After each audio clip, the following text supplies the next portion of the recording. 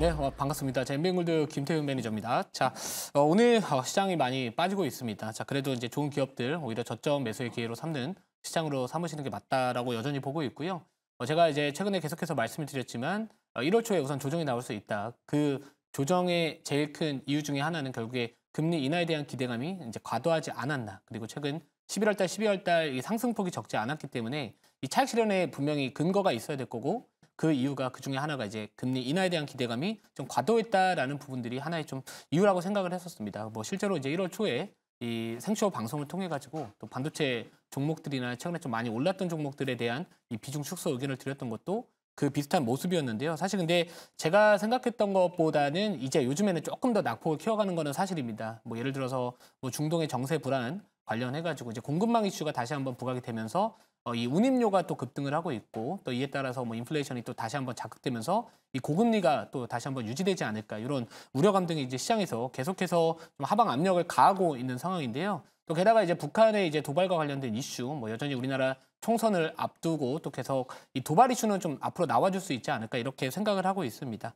자, 우선 시장의 빌미, 이 조정의 빌미가 필요했던 거고 그 안에는 이제 중동 정세 불안이나 이 지정학적 리스크 그리고 공급망 이슈 그리고 그 금리 인하에 대한 이런 과도한 기대감 이런 것들이 좀 꺾이면서 최근에 조정폭이 좀 깊게 나와주고 있다 이렇게 보시면 될 것 같습니다. 자, 하지만 저는 뭐 지금부터라도 조금씩 그러니까 지금 시장은 바닥을 잡겠다라는 관점보다는 이제 어느 정도 바닥 구간 정도까지 내려왔다라고 생각이 든다면 또는 그 무릎 구간까지 내려왔다라고 생각이 든다면은 어느 정도 조금씩은 이제 분할로 매수할 시점은 왔다라고 여전히 생각을 이제 하고 있습니다. 자, 그래서 정확한 바닥을 내가 무조건 기다려서 잡겠다라는 부분들은 내가 생각했던 이 바닥을 주지 않고 갈 수도 있는 거거든요. 언제든지 뭐 예를 들어서 오늘 밤에 미국장이 반등을 한다거나 그거는 정확하게 바닥을 잡는 건 신의 영역이기 때문에 어느 정도 이제 무릎 구간까지 내려왔다라고 생각을 한다면은 저는 이제부터는 조금씩 분할로 가도 되지 않을까 이렇게 생각을 하고요. 대신에 이번에 좀 추가 매수 만약에 하셨다면은 반등을 하더라도 V자 반등 이전 고점까지 예를 들어서 다이렉트로 올라가지는 못할 거는 같습니다. 왜냐하면 또 다시 한번 또 밑에서 샀던 부분들에 대한 또 물량 소화를 하면서 올라가야 되기 때문에 반등이 나와줬을 때는 다시 한번 좀 비중을 축소했다가 그 다음 바닥 자리에서 그때서야 다시 한번 추가 매수를 하는 약간의 이 비중 관리에 대한 부분들이 상당히 중요한 시점이 되지 않을까 이렇게 생각을 하고 있습니다.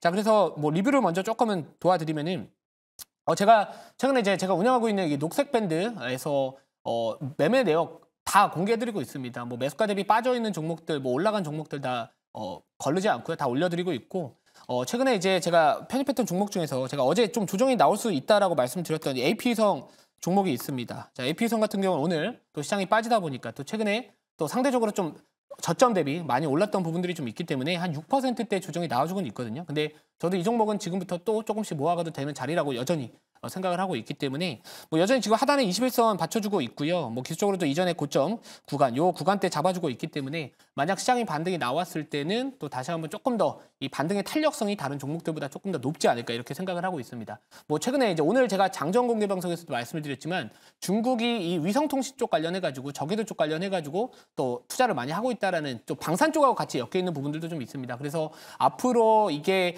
우주항공이라는 게 뭐 6G나 이쪽하고도 또 연계될 수 있겠지만 이 방산 쪽으로도 연결될 수 있는 아주 상당히 중요한 산업이기 때문에 이거 관련해가지고는 충분히 우리가 좀 중장기적인 관점에서 바라봐도 나쁘지 않겠다. 이렇게 좀 말씀을 드리고 싶고요.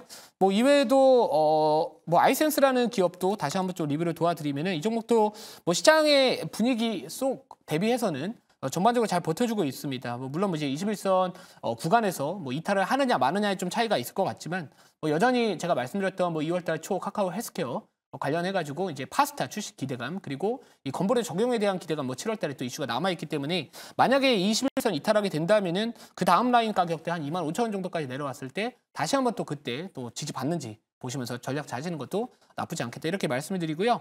자, 이제 오늘은 제가 종목들을 이제 편입을 할 건데요. 오늘 편입할 종목은 뭐 여러분들 잘 방금 전에 들으셔서 아시겠지만 이제 원전입니다. 현재가부터 말씀드릴게요. 현재가 9,080원이고요. 종목명은 G2파워라는 기업입니다. G2파워는 뭐 여러분들 그 요즘에 시장의 특징을 보면은 어떤 테마성 이슈가 부각받았을 때 상대적으로 트레이딩성 자금들이 유입되는 종목들이 상대적으로 많이 움직입니다. 뭐 실제로 흥부석유, 한국석유, 대성에너지, GSE 반면에 뭐 유가가 올라가더라도 뭐 S-오일이나 뭐 이런 기업들은 안 올라가거든요. 그러니까 말 그대로 테마성 종목들이 조금 더 수급이 붙는 장세이기 때문에 뭐 원전 관련된 종목들은 저는 올해는 좋게 보고 있습니다. 그중에서도 제가 G2파로 가져왔던 이유는 조금 더 트레이딩성이 좀 짙은 종목이다라고 보시면 될 것 같고요.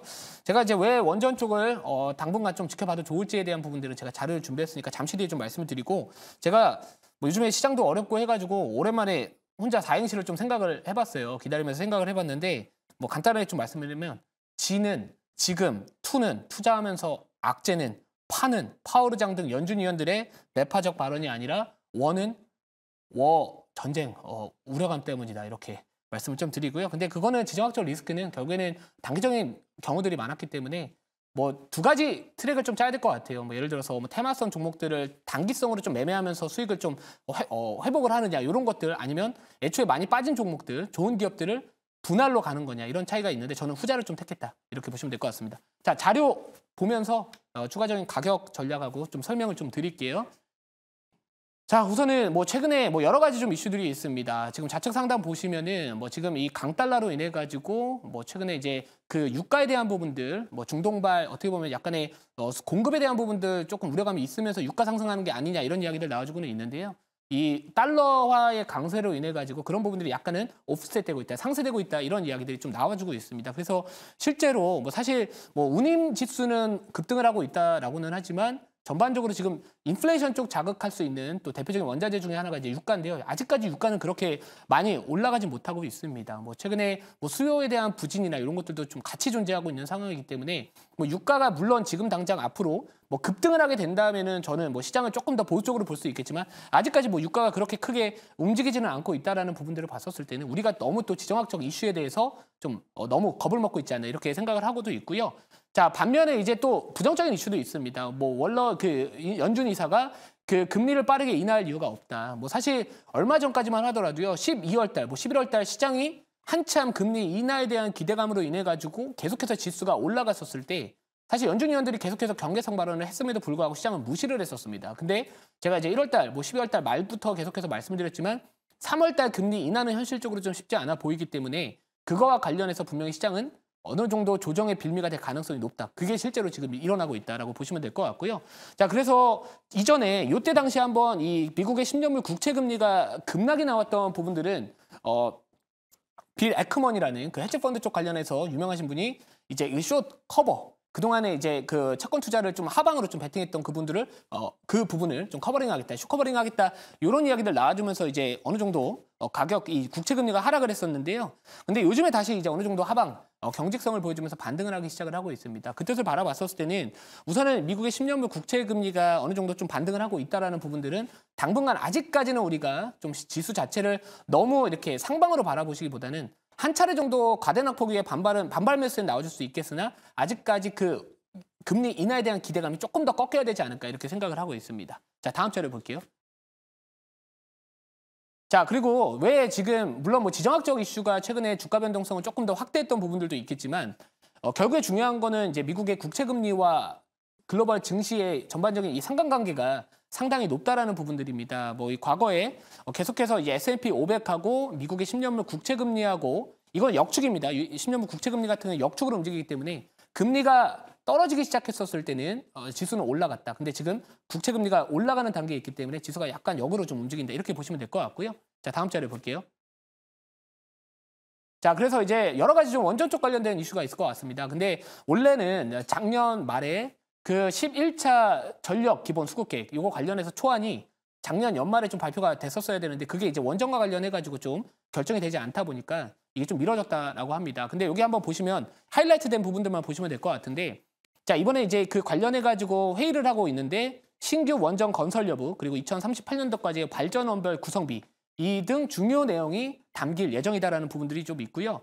자, 그리고 지금 여기 보시면은 그 원전 쪽 관련해가지고 확대 등을 두고 막바지 논의 등에 있다라는 부분도 있습니다. 자, 그리고 또 한 가지 제일 중요한 거는 이르면 이번 달 중으로 관련해가지고 또 초안이 발표될 가능성도 있기 때문에 결국에 우리가 주식 투자를 하려면은 지금 상황에서는 어떤 이슈나 일정 모멘텀이 좀 받을 수 있는 기업들 좋지 않을까, 이렇게 생각을 하고 있고요. 그동안 원전주가 워낙 많이 가지 못했기 때문에 이런 것들이 또 트레이딩 속으로 부각받을 수 있지 않을까, 이렇게 생각을 합니다. 자, 다음 자료 볼게요. 자, 그리고 이게 또 포인트가 될 수 있습니다. 우라늄 가격이 자, 시장은 지금 약간 우라 땡인데 지금 우라늄 가격이 $100를 돌파를 초읽기 되고 있다고 합니다. 우라늄이라는 거는 결국에는 이 원전 쪽 관련해가지고 그 역할을 할 수 있기 때문에 그러니까 원전 쪽에 대한 부분들이 수요가 증가했기 때문에 우라늄에 대한 수요가 같이 증가하는 논리거든요. 자, 그래서 올해 뭐 $100 돌파 초읽기, 뭐 내년에 $115 간다 이런 이슈가 1월 16일자 기사로 나와주고 있기 때문에 이게 이슈가 짧은 이슈는 아니다 이렇게 보고 있고요. 뭐 최근에 윤석열 대통령의 뭐 반도체 쪽 관련해가지고 나왔을 때 원전 쪽 같이 이야기 나왔다라는 거 참고해 보시면 좋을 것 같습니다. 자, 질문 받아보고요. 가격 전략 말씀을 드릴게요. 네, 제가 질문을 해보도록 하겠습니다. G2파워 이제 원전 관련주로 이야기 또 하셨는데 원전주는 좀 여러 가지 정책이 많이 나오는 그런 대표적인 어떤 정책주인데 너무 좀 힘이 없다 이렇게 좀 이야기 드리겠습니다. 그래서 일정도 아까 이야기하신 것 같은데 뭐 당연히 이제 언제쯤 이렇게 급등이 좀 옛날처럼 정말 화려하게 좀 나올지 한번 좀 이야기 좀 해주세요. 이제 원전은 사실 올라가려면은 웨스팅하우스하고의 또 소송 합의에 대한 부분들이 좀 풀려야 될 것 같고요. 자, 그리고 이제 수주에 대한 이야기들이 확실히 좀 올라와줘야 될 것 같습니다. 그래서 뭐 폴란드나 뭐 사우디나 뭐 카타르, 중동 이쪽 관련된 이슈가 이제 올해 좀 계속해서 좀 반복적으로 나올 가능성이 좀 있다라고 보고 있어가지고 제일 중요한 거는 그동안에 많이 소외를 받았고 지금 뭐 5G 관련된 뭐 6G 관련된 종목들이 올라가는 부분들도 그동안 소외를 받았던 업종들이 시장에서 어떤 이슈가 나왔을 때 상대적으로 그 가격 탄력성이 조금 더 높습니다. 그래서 원전 쪽 관련해가지고는 그동안 좀 소외받았던 부분들이 오히려 이제 하나의 투자 포인트가 좀 될 수 있지 않을까 이렇게 생각을 했던 거다. 이렇게 보시면 될 것 같습니다. 자, 이제 가격 전략 좀 말씀을 드려야 될 것 같은데 우선 가격 전략 1차 목표가 말씀을 드리면은 1차 목표가는 9,900원 말씀을 드리고요. 자, 2차 목표가 같은 경우에는 조금 높게 잡아두고 있겠습니다. 그래서 12,400원 잡고요. 자, 손절가는 7,400원 말씀을 드리도록 하겠습니다.